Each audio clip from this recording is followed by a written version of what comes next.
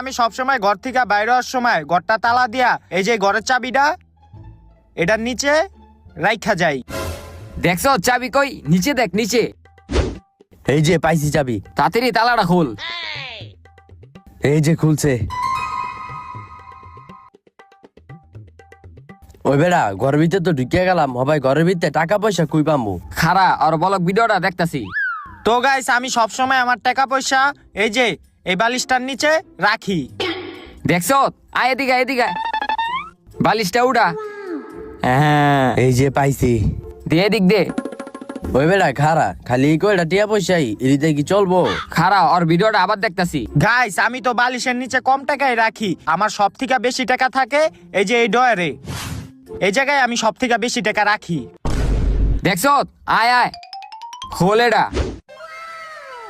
ল তাড়াতাড়ি ল, বস্তার ভিতরে ভর। ল তাড়াতাড়ি ভর।